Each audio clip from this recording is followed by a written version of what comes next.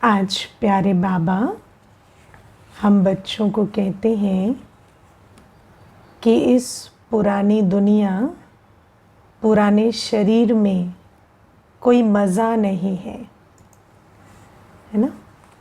मज़ा कब आता है? हाँ, जब फेयर हो, है ना। सब कुछ फेयर हो तो बहुत मज़ा आता है।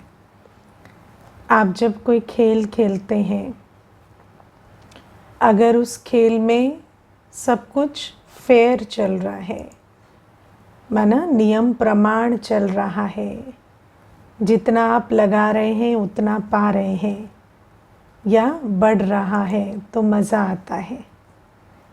लेकिन आज इस दुनिया में और इस शरीर में मज़ा नहीं है। मज़ा क्यों नहीं है? क्योंकि कई बार बहुत कुछ कर रहे हैं लेकिन रिटर्न नहीं मिल रहा है ना। अभी देखो, पीछे एक भाई बता रहे थे कि माताजी ने शरीर छोड़ दिया, पिताजी अकेले हैं, तो पिताजी के लिए बहुत कुछ करते हैं, है ना। अब करते हैं भी कहना ठीक नहीं लगता, क्योंकि करना ही चाहिए, है ना। पिताजी के लिए नहीं करेंगे तो और कौन करेगा। लेकिन फिर भी आजकल ऐसा, है ना, कहने में यही आता है कि हम करते हैं, तो जो भी है करते हैं। तो अब पिताजी प्यार से नहीं बोलते, है ना, और कितना भी करो तो जो भाई साथ में नहीं रहता उसकी तारीफ़ करते हैं और इनको कहते हैं कि तुम उनके जैसे नहीं बने, तुम उनके जैसे नहीं हो, है ना। तो फिर ऐसे में क्या है कि अब बातचीत बंद हो गई है। तो अभी मुझे पूछ रहे थे कि क्या करें, तो मैंने कहा कि आप क्या एक्सपेक्ट करते हो कि आप जो भी करो तो वो उस हिसाब से एक्सप्रेस करें कि हाँ, मैं रिकग्नाइज़ करता हूँ कि आप करते हो और आप मेरा ख्याल रखते हो। तो कहते नहीं, इतना भी नहीं लेकिन फिर भी थोड़ा बहुत तो होना चाहिए ना। तो मैंने कहा ऐसा नहीं होता है। मैं आपको फिर मैंने उनको भी सुनाया, आपको भी सुनाती हूँ। आज आप जीवन में एक्सपेक्ट करें ग्रैटिट्यूड, आपको नहीं मिलेगा, है ना। यहाँ तो चलो बाप पिता और पुत्र की बात है, वो तो अलग केस है। लेकिन वैसे भी आज आप सोचें कि आप किसी संबंध में प्रेम से चलते हैं या सेवा भाव से चलते हैं, तो सामने वाला उसको देखे, समझे या स्वीकार करे या उसके अंदर ग्रैटिट्यूड हो, नहीं होता आजकल, है ना। क्यों? क्योंकि आत्माओं के अंदर ताकत नहीं है।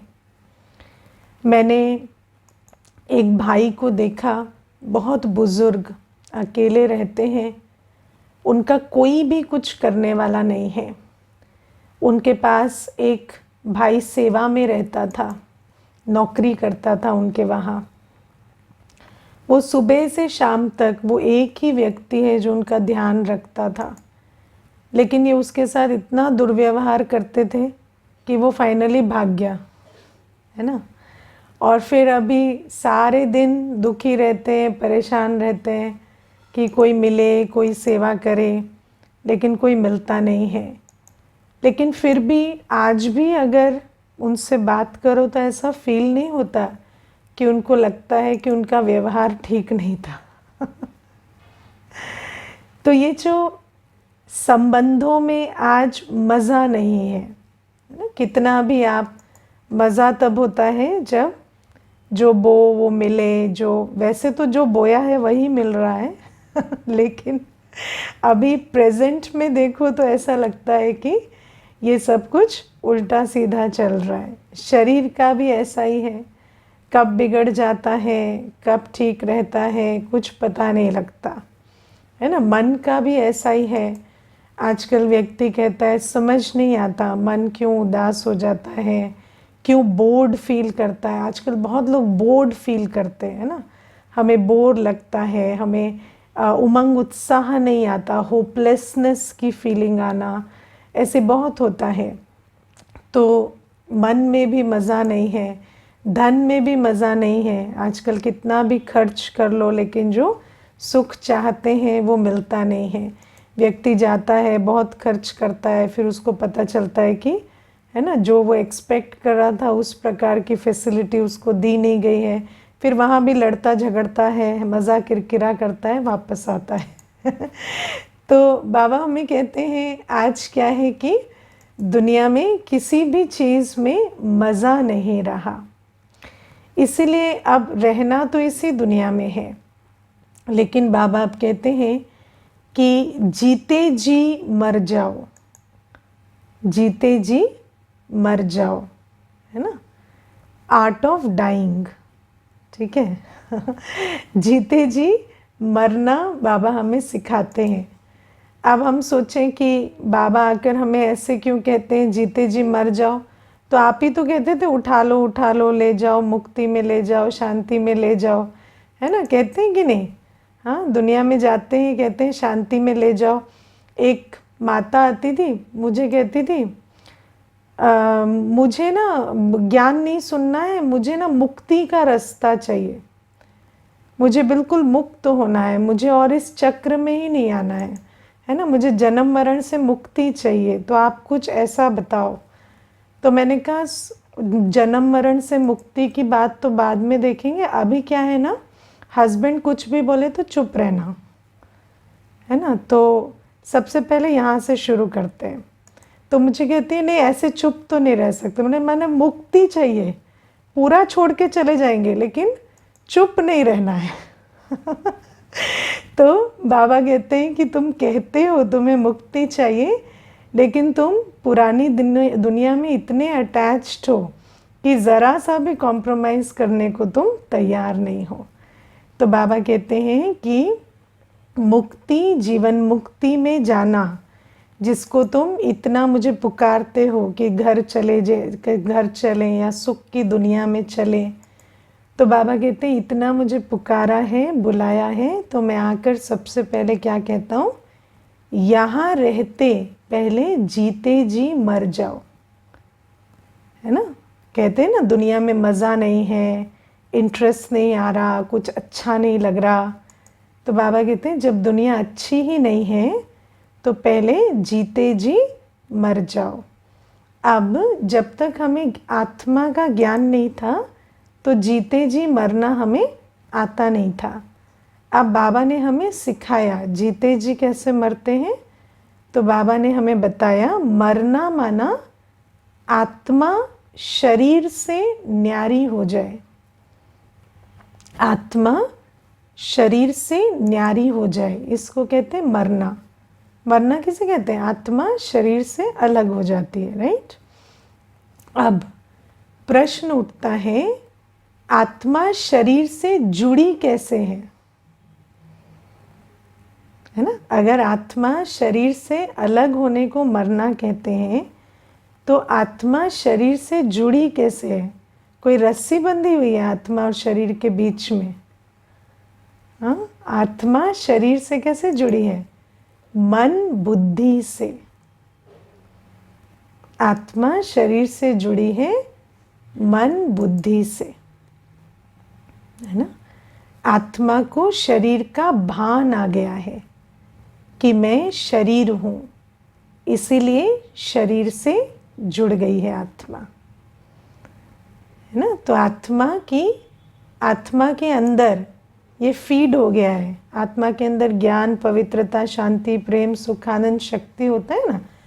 तो आत्मा के अंदर ज्ञान का ऑपोजिट इंजेक्ट कर दिया है रावण ने कि तुम बॉडी हो। तो आत्मा फिर बॉडी से जुड़ गई है, ठीक है। तो बाबा हमें कहते हैं आत्मा की स्मृति में जो चला जाता है फिर मन बुद्धि उस हिसाब से काम करने लगते हैं और इसीलिए आत्मा को शरीर से अटैचमेंट हो गया है ना। अब व्यक्ति कहेगा कि शरीर में रहती है और शरीर से अटैच कैसे ना हो, है ना। लेकिन आप देखो, क्या हम सिर्फ शरीर से अटैच होते हैं? शरीर में रहते हैं, लेकिन कई बार हमारा अटैचमेंट तो उससे भी होता है जो बहुत मीलों दूर रहते हैं, है ना। बच्चा अगर रहता है मीलों दूर, किसी दूसरे देश में भी रहता है, तो भी उसकी पीड़ा को हम यहाँ अनुभव करते हैं। तो अटैचमेंट हमेशा मन बुद्धि से होता है, और जिससे अटैचमेंट होता है उसका अनुभव हमारा अनुभव बन जाता है ना। तो बाबा हमें कहते हैं, इसीलिए आत्मा पहले ये समझे कि मैं जिससे भी अटैच्ड हूँ, वो जो अटैचमेंट है वो मन बुद्धि से है, और इसीलिए शरीर से अलग होना भी बहुत इजी है।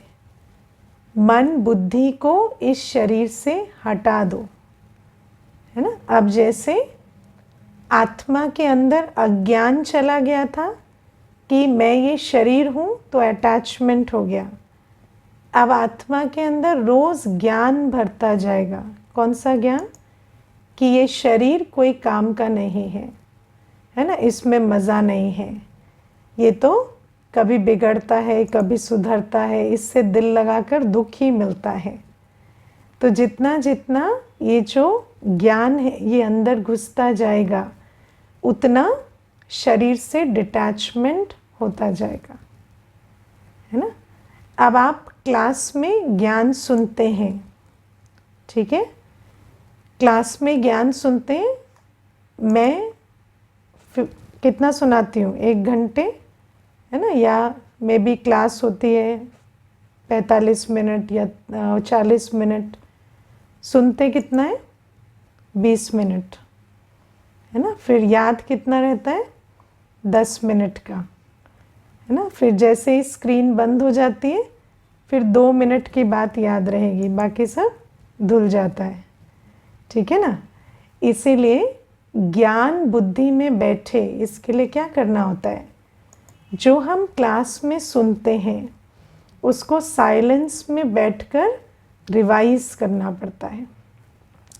जो बातें बाबा हमें कहते हैं वो बातें अपने आप को बतानी पड़ती है, और उन बातों को जब हम साइलेंस में बैठकर चित्र सहित अपनी बुद्धि में बिठाते हैं तो उसी को हम योग कहते हैं। तो जितना ज्ञान और योग पक्का होता जाएगा, उतना इस शरीर से हम अशरीरी होते जाएंगे।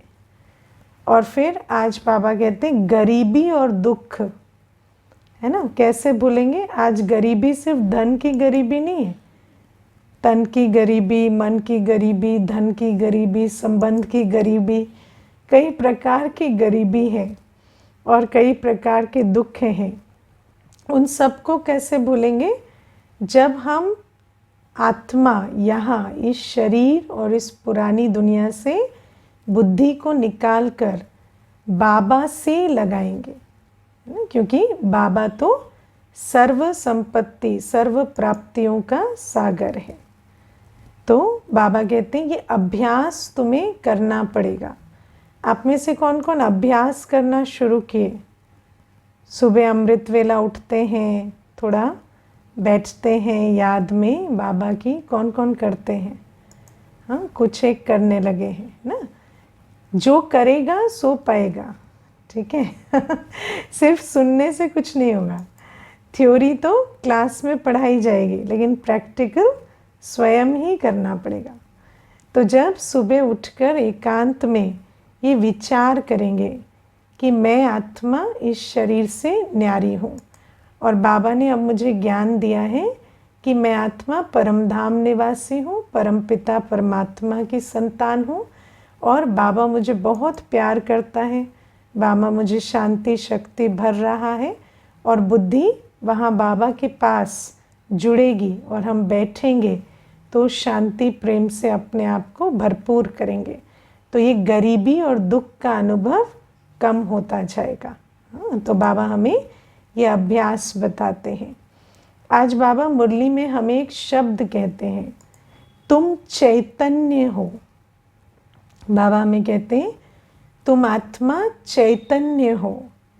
चैतन्य माना तुम्हारे पास चॉइस है, तुम्हारे पास मन बुद्धि है, तुम्हारे पास चॉइस है, तुम उस मन बुद्धि को कहाँ लगाना चाहते हो, है ना। अगर आप सोचो कि एक वृक्ष को बताना हो कि तुम, है ना, पेड़ कट रहे हैं उस पर फोकस मत करो तो उसको पढ़ा सकते हैं ऐसे कि अभी चारों तरफ पेड़ कट रहे हैं पर तुम उस पर फोकस मत करो। नहीं कर सकते, क्योंकि वृक्ष को मन बुद्धि नहीं है, उसको चैतन्यता नहीं है। लेकिन आत्मा ज्ञान समझ सकती है, ज्ञान स्वरूप बन सकती है और उस ज्ञान के आधार से अपना फोकस चेंज कर सकती है, जहाँ चाहे बुद्धि को लगा सकती है, जो संकल्प चाहे मन में क्रिएट कर सकती है। लेकिन जैसे दुनिया में होता है ना, अगर किसी को अपनी ह्यूमन राइट्स के बारे में मालूम ना हो तो फिर वो सारी जीवन, है ना, जो उसका अधिकार है उसको प्राप्त नहीं कर पाता।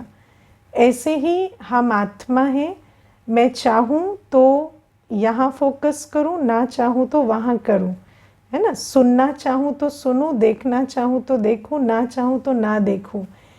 मेरे अंदर ये चैतन्यता है, इसकी भी मुझे, है ना, समझ नहीं थी या ज्ञान नहीं था, लेकिन बाबा ने आज आकर हमें ये समझ दे दी है। तो अब बाबा कहते हैं तुम भूलो मत, तुम चैतन्य हो, तुम्हारे पास चॉइस है। जिस पुरानी दुनिया में मज़ा नहीं है, जिस शरीर में मज़ा नहीं है, जिस संबंध में मज़ा नहीं है, तुम उससे मन बुद्धि निकाल कर अपने सर्व संबंध बाबा के साथ अनुभव करो। और ज्ञानी कौन होता है? ज्ञानी माना जो उस दिशा में कोशिश करता है जहाँ उम्मीद हो, है ना। ज्ञानी माना वो जो उस दिशा में कोशिश करता है जहाँ सुख शांति की उम्मीद हो, है ना। तो बाबा ने हमें ज्ञान दे दिया है कि ये पुरानी दुनिया जो है, ये पुरानी दुनिया नई नहीं होने वाली, अभी अभी, है ना, नई होगी लेकिन कुछ समय के बाद। तो अभी तो इसके हालात बिगड़ेंगे, शरीर संबंध सब बद से बदतर की अवस्था में जा रहे हैं। तो इसीलिए अभी तुम्हारे लिए जो विजडम की बात है, समझ की बात है, वो ये कि अपना ध्यान इस पुरानी दुनिया, पुरानी देह से निकालकर बाबा के साथ लगाओ। क्योंकि बाबा कैसा है? अविनाशी। बाबा कैसा है? शांति का सागर। बाबा निरंतर सुख शांति और स्नेह हमें दे रहा है। तो बाबा कहते हैं ये अभ्यास अब तुम्हें करना है। जैसे दुनिया में कोई शरीर छोड़ने वाला होता है तो क्या कहते हैं, अभी आप इसके साथ अपनी दिल हटाओ, है ना। इनके साथ अभी आपका बहुत अटैचमेंट होगा तो आप बहुत दुखी होंगे, क्योंकि मालूम है जाने वाला है। अब कोई अचानक चला जाए तो कुछ कर नहीं सकते, लेकिन जो जाने वाला है उसके लिए तो समझाते हैं ना कि अभी अटैचमेंट निकालो। तो बाबा कहते हैं पुरानी दुनिया अभी जाने वाली है, अभी इससे अटैचमेंट निकालो और बाबा के साथ अपना बुद्धि योग जोड़ो। इतने ज्ञानी हैं कि ऐसा करेंगे।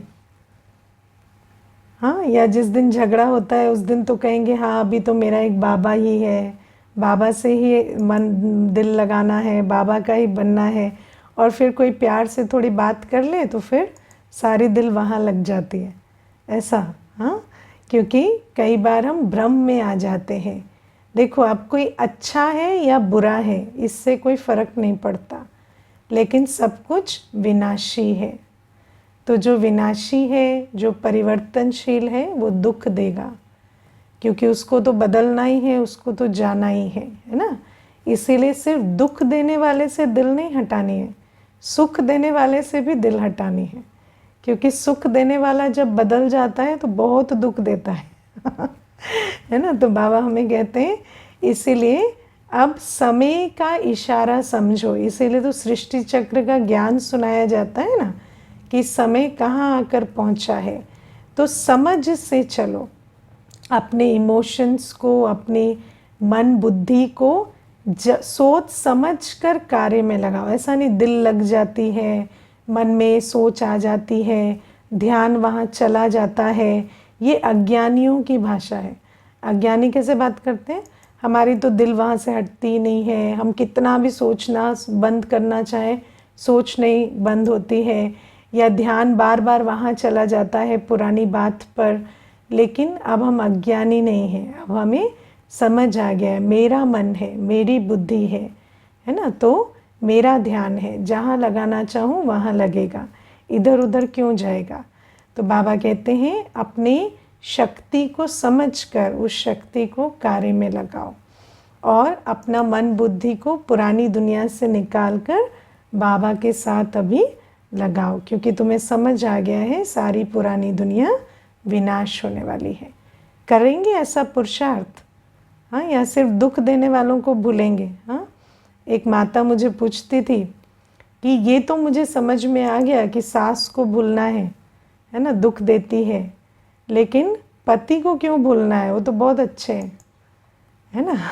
तो हमें कभी कभी लगता है कि जो दुख देता है उसको भूलना है, लेकिन जो सुख देता है उसको क्यों भूलना है। लेकिन बाबा कहते हैं सुख दे चाहे दुख दे, अभी विनाशी है, इसीलिए भूलना है। तो सबसे पहली बात आज बाबा कहते हैं जीते जी मर जाओ। जब कोई मर जाता है तो उसके कानों में कुछ भी कहेंगे तो उस आत्मा को फील होगा? आँखों के सामने कुछ भी होता रहे उसको दिखाई देगा? नहीं। क्यों? क्योंकि मर चुका है। तो बाबा कहते हैं ऐसे ही जब तुम्हारा मन बुद्धि इस पुरानी दुनिया से न्यारा हो चुका है ना, तो इस दुनिया में कुछ भी हो रहा है तुम्हें इमोशनल नहीं लगेगा। दिखाई देगा, सुनाई देगा, लेकिन तुम्हें इमोशनल फील नहीं होगा, है ना। तुम अपनी सुख शांति की अवस्था में उसको आने और जाने देंगे। तो इसको बाबा कहते हैं ऐसा अभ्यास करो। और आज बाबा कहते हैं कि तुम्हें सच्चा परवाना बनना है। परवाना जो क्षमा पर फिदा हो जाता है। इसको मैं थोड़ा सा समझा देती हूँ आपको। ये जो दीपावली के टाइम पे हरे हरे कीड़े आते हैं ना, हरे हरे पतंगे जो उड़ते हुए आते हैं, उनको कहते हैं परवाने, है ना। और क्षमा जो दीपावली पर जो दिया जग रहा है, लाइट जल रही है, उसके चारों तरफ वो मंडराते हैं और उसमें कूद मरते हैं क्योंकि वो लाइट उनको बहुत अट्रैक्ट करती है ना, तो उसमें कूद जाते हैं। तो एक गीत है, फिल्मों का गीत है, महफिल में जल उठी क्षमा, परवाने के लिए प्रीत बनी है दुनिया में मर जाने के लिए। तो बाबा कहते हैं ऐसे ही जैसे क्षमा आती है, क्षमा जलती है तो परवाने फिदा हो जाते हैं, तो ऐसे ही तुम भी क्या करो, अभी मेरे प्यार में मुझ पे फिदा हो जाओ, है ना। अभी तुम सारी दुनिया को भूल जाओ, एक मेरे प्यार में रहो, है ना। क्यों? क्योंकि बाबा से प्यार रखेंगे तो बाबा हमें सुख शांति और स्नेह से भरपूर बनाकर, पवित्र बनाकर नई दुनिया में ले जाएंगे। और पुरानी दुनिया से प्यार रखेंगे तो क्या होगा? पुरानी दुनिया से प्यार रख के क्या हो रहा है? क्या हो रहा है? और मिजरेबल, और हर्ट, और दुखी, और भयभीत होते चले जा रहे हैं। तो बाबा कहते हैं इसीलिए अब पुरानी दुनिया से मरने के लिए मुझसे प्रीत जुटाओ। हाँ, और एक चीज़ यहाँ पर और समझेंगे, दुनिया में लोग कहते हैं प्यार किया नहीं जाता, हो जाता है ना। लेकिन प्यार को होने मत दो, करो ठीक से सोच समझ के क्योंकि जब प्यार होता है तो बहुत खतरनाक होता है ना, क्योंकि कहते प्यार में पड़ गए, प्यार में गिर गए, है ना, प्यार में तबाह हो गए। तो ऐसे तबाह होने वाला प्यार नहीं करना है ना। अब आप एक छोटा सा नियम आज समझेंगे। जब आपको किसी आत्मा को देखकर या उनके साथ रहने से इमोशंस आपके, है ना, ट्रिगर होते हैं, जैसे अच्छा लगता है, खुश लगता है, तो इसका मतलब है कि उस आत्मा के साथ आपकी पहले से पहचान है। समझे? जब आप किसी आत्मा से मिलते ही, जिसको हम कहते हैं ना, हम मिलते ही क्लिक किए या मिलते ही हमें अच्छा लगने लगा, तो माना उस आत्मा के साथ आपकी पहले से पहचान है, और जिससे पहले से पहचान है माना पिछला कार्मिक अकाउंट चल रहा है और उसमें कुछ हिसाब किताब बचा हुआ है, इसीलिए वो फिर आए आपकी लाइफ में। ठीक है, और जब वो आए हैं तो मैं आपको एक छोटी सी अनुभव सुनाती हूँ। एक बार मुझे किसी ने पूछा सबसे ब्यूटीफुल रिलेशनशिप किसका होता है, तो मैंने कहा कस्टमर और बिजनेसमैन का। आपने बिजनेसमैन और कस्टमर का रिलेशनशिप देखा है? वो इतना खुश होते हैं आपको देखकर, है ना, जितना शायद ही कोई आपके माता पिता भी खुश होते होंगे आप किसी ज्वेलरी की दुकान में चले जाओ, कहीं चले जाओ, वो ऐसा खुश होते हैं आपको देखकर जैसे कि कोई बिछड़ा मिल गया हो। और फिर उस संबंध में क्या होता है, आपकी जेब खाली हो जाती है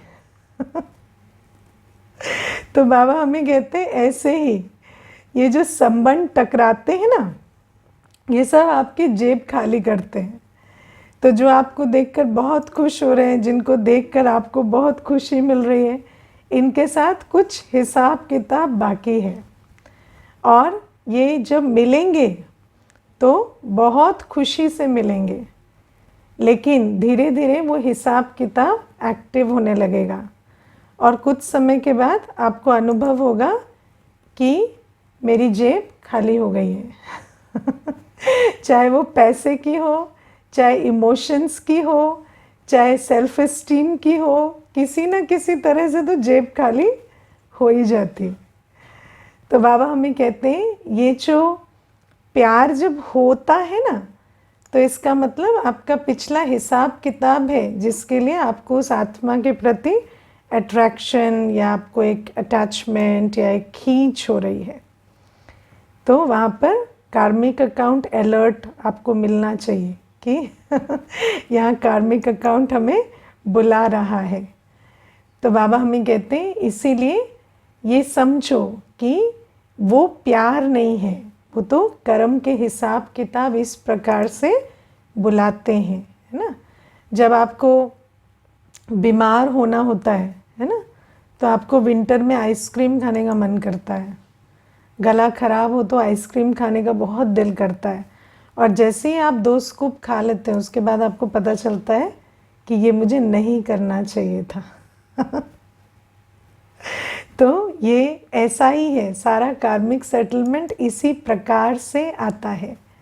तो बाबा हमें कहते हैं इसीलिए अपने, जिसको दुनिया में कहते हैं ना दिल की सुनो, दिल की माना अपनी फीलिंग्स की सुनो, अपने इमोशंस की सुनो, लेकिन बाबा कहते हैं नहीं, बहुत ज्ञान स्वरूप होके चलो, सोचो, सोच समझ के कर्म करो, फीलिंग्स के हिसाब से नहीं चलो, है ना, क्योंकि आपके जो इमोशंस हैं, आपके अंदर जो भावनाएं आती हैं, वो आपको राइट गाइडेंस नहीं देती हैं। तो बाबा हमें कहते हैं कि इसीलिए सोच समझ कर चलो, प्यार किससे करना है, उससे नहीं जो खुद दुखी है, खुद दुख देने वाला है, उसके साथ सहानुभूति रखनी है, उसके साथ रहमदिल रहना है, उसके साथ निभाना है, उसकी सेवा करनी है, लेकिन दिल किससे लगानी है, बाबा से, जो भरपूर है, जो हमें देने वाला है, जो हमें समझाने वाला है, गाइड करने वाला है। तो जिससे दिल लगी होती है ना, उसकी तरफ हमेशा बुद्धि होती है, उससे सुनना, उसके साथ बैठना, उसके बारे में विचार करना, तो ये हमें बाबा के साथ करना है। और दुनिया में रहना है, लेकिन जैसे रह रहे हैं, लेकिन वहाँ से ले नहीं रहे, सिर्फ जो करना है वो करते चले जा रहे हैं। तो हमारी जो दिल की लेन देन है वो एक बाबा के साथ होनी चाहिए, है ना। अभी देखो क्या है कि हम लोग जब नए नए ज्ञान में आते हैं तो हम सारी बातें सुनते हैं, हमें समझ भी आती है, लेकिन हमें समझ आता है कि हम जो समझ रहे हैं और जो हम कर रहे हैं उसमें बहुत अंतर है ना, क्योंकि वो अंतर रहेगा, क्योंकि हमारे जो संस्कार है, जो अज्ञान आत्मा के अंदर भरा हुआ है, और आज जो ज्ञान मिल रहा है तो ज्ञान तो भी बहुत थोड़ा मिला है, अज्ञान तो बहुत भरा हुआ है ना। तो इसलिए अपने आप से हताश निराश नहीं होना है, रोज़ सुनना है, रोज़ अभ्यास करना है, रोज़ प्रैक्टिस करना है। मैं आत्मा हूँ बाबा की याद में। फिर आप इमोशनल भी होंगे, गलतियाँ भी करेंगे, बहुत सारा कुछ होगा। तो इसीलिए जब हम ज्ञान मार्ग में चलते हैं तो एक अच्छा योगी, एक अच्छा बाबा का बच्चा वो नहीं होता जो कभी गिरता नहीं, क्योंकि गिरेंगे ना, हाँ गिरेंगे, क्योंकि पुरानी चाल अलग है। अभी देखो, आप पासवर्ड भी फ़ोन का चेंज करते हैं तो 3-4 दिन तक तो पुराना पासवर्ड डालते हैं पहले ना, फिर याद आता है नहीं नया पासवर्ड डालना है। तो अब नई सोच, नया कर्म इतना इजी नहीं होता, पहले पुराने तरीके से होता है, फिर होश आता है, फिर करते हैं, फिर चेंज करते हैं। पर जैसे करते करते फिर नया पासवर्ड याद आ जाता है ना, फिर याद हो जाता है, फिर उसके बाद पहली बार में नया पासवर्ड लगता है। ऐसे ही धीरे धीरे ये भी होगा। लेकिन सबसे बड़ा गुण, जो संगम युग का सबसे बड़ा गुण क्या है? कंसिस्टेंसी, है ना।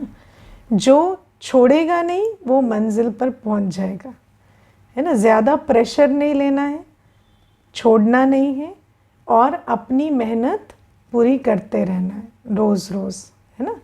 यहाँ कोई आपको जज नहीं कर रहा है, आप जो कर रहे हैं अपने लिए कर रहे हैं जो कर रहे हैं अपने लिए कर रहे हैं, इसीलिए इसमें कोई जजमेंट या कोई हड़बड़ी की बात नहीं है।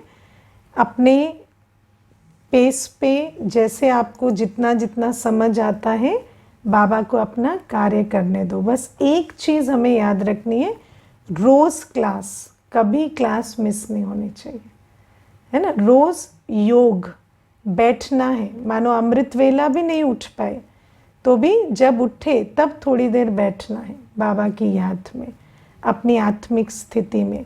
अब ऐसा नहीं फिर उसी को ही अभ्यास बना दो, फिर अगले दिन अमृत वेले का ही पुरुषार्थ करना है। तो गिरे तो फिर अगले दिन फिर वो पुरुषार्थ कि हम अगले दिन वो गलती ना करें। तो ऐसे करते करते विजय हो जाएगी। अब आज बाबा हमें मनसा सेवा के बारे में भी समझाते हैं।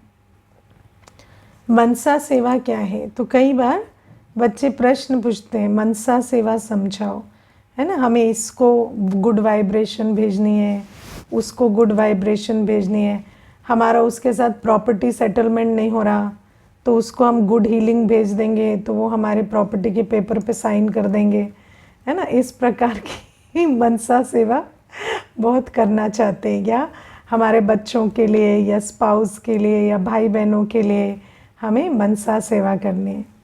लेकिन एक चीज़ समझो, सेवा करने के लिए सर्विसेबल होना पड़ता है। सेवा कौन करते हैं? जो सर्विसेबल होते हैं। सर्विसेबल माना जिसके अंदर काम, क्रोध, लोभ, मोह, अहंकार नहीं है।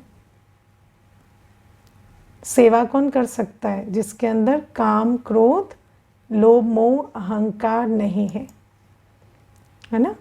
आप देखो, खुद प्रॉपर्टी के लालच में फंसे हुए हैं और सोचते हैं हम उनको इतनी वाइब्रेशन दें कि उनका लालच छूट जाए और वो प्रॉपर्टी के पेपर पे साइन कर दें। हाँ, ऐसे कई आते हैं ना, कहेंगे दीदी वो है ना व्यक्ति साइन नहीं कर रहा, तो अगर उसको बहुत गुड एनर्जी देंगे तो क्या उसका लोभ छूट जाएगा? वो कर देगा साइन। पहले तुम तो छोड़ो, जो छुड़ाने वाला है अगर उसका खुद का लोभ नहीं छूटा तो दूसरे का कैसे छुड़ाएगा, है ना। अब कोई आत्मा दर्द में है, कष्ट में है। अब दर्द में क्यों है? तो आज हमने समझ लिया बिना अटैचमेंट के तो दर्द नहीं होता। होता है? नहीं। जिसको अटैचमेंट नहीं उसको दर्द नहीं होता। संबंध का दर्द, शरीर का दर्द, धन का दर्द सब अटैचमेंट से होता है। अब कोई दुख में है, आप उसको दुख से छुड़ाना चाहते हैं, लेकिन आपका खुद उनके साथ अटैचमेंट है, इसीलिए तो आप उन्हीं को, सारी दुनिया में उनको चुना है आपने कि इन्हीं को दर्द से छुड़ा के छोड़ेंगे आज, है ना। तो आपके खुद के अंदर अटैचमेंट है, आप उन्हें दर्द से कैसे छुड़ाएंगे, समझे। तो सेवा करने के लिए पहले सर्विसेबल बनना है। सर्विसेबल बनने के लिए अपनी तपस्या करनी है। मैं आपको एक बहुत अच्छा अनुभव सुनाती हूँ। एक माता है, उसने मुझे कहा कि दीदी मैं आज क्लास कराना चाहती हूँ। तो मैंने कहा ठीक है, एक माता आएगी तो उसको करा देना। तो उसको मैंने बिठा दिया, काफ़ी सालों से ज्ञान में चलती थी। तो मैंने कहा 11 बजे आप आ जाना, 11 बजे वो माता आएगी।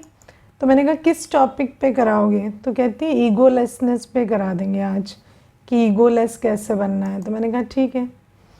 अब 11 से 11:30 ये बैठी, वो आई नहीं, ठीक है। वो 11:30 आई तो ये गुस्सा हो गई उसके ऊपर, है ना। इसको लगा मेरा टाइम वेस्ट हो गया। तो अब तुम्हें तो खुद अपने टाइम के साथ इतनी अटैचमेंट है, ईगो तुम्हारे अंदर इतनी भरी पड़ी है ना, कि मैं राइट हूँ तो मैं गुस्सा हो सकता हूँ, मैं परेशान हो सकता हूँ। तो उसको कैसे ईगोलेसनेस का चैप्टर कराओगे, है ना। तो पहले समझो कि कल्याण करने के लिए, सेवा करने के लिए आपको तपस्या करनी पड़ेगी, अपने अंदर के विकारों पर विजय पाना पड़ेगा। जब आत्मा अपने विकारों पर विजय पाती है तब उस आत्मा का योग बाबा से लगता है ना। क्योंकि वास्तविकता यही है कि मेरा तो एक शिव बाबा, दूसरा ना कोई। लेकिन क्योंकि आत्मा के अंदर 5 विकार हैं तो आत्मा का बुद्धि योग वस्तु व्यक्ति वैभव से लगा रहता है।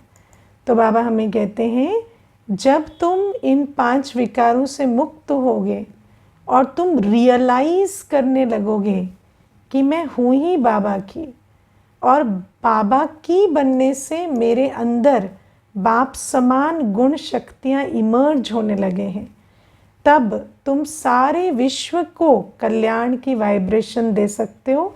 क्योंकि जब तुम बाबा की याद में हो तो तुम कैसे हो, जैसे एक कॉन्ड्यूट की तरह हो। जैसे होता है ना बिजली की तार जो पावर हाउस से आपके घर में बिजली पहुंचाती है, तो आप ऐसी एक तार बन जाते हो उस समय पर जब आपका योग बाबा से लगा हुआ है।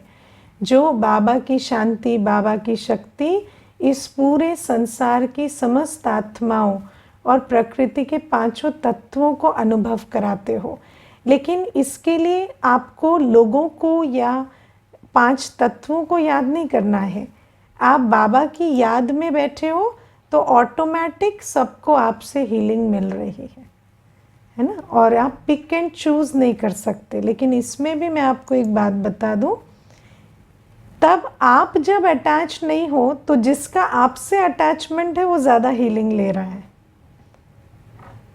समझ आया। मानो आपने सबके लिए भी हलवा बनाया तो खाएगा सबसे पहले कौन? जो घर में रहता है ना। तो जब आप सर्विसेबल हो जाते हैं तो आपकी सर्विस का बेनिफिट भी सबसे पहले घर वालों को ही मिलता है, क्योंकि उनका तो बुद्धि योग आपसे जुड़ा हुआ है ना। तो इसीलिए ये मत सोचो कि सबके कल्याण में हमारे अपनों का कल्याण नहीं है, उनका कल्याण सबसे पहले होगा।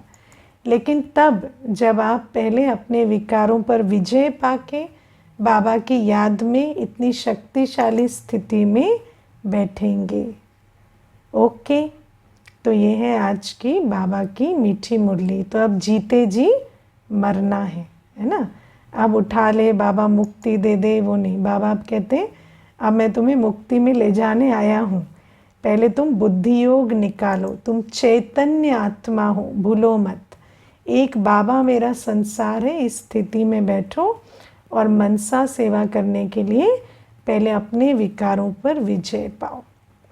ओके, ओम शांति।